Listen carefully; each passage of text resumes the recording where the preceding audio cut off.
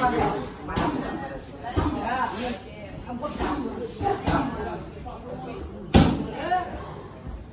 nữa. Ngồi. Được. Đi lên.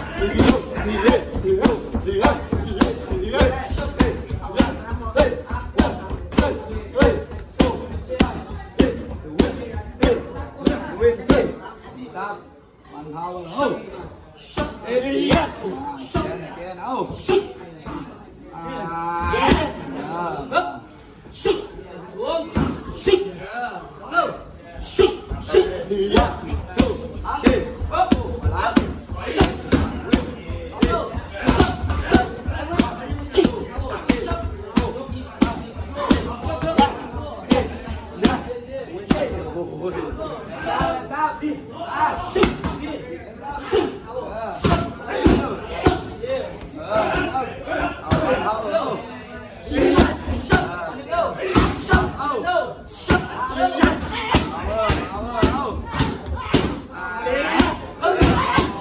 Oh!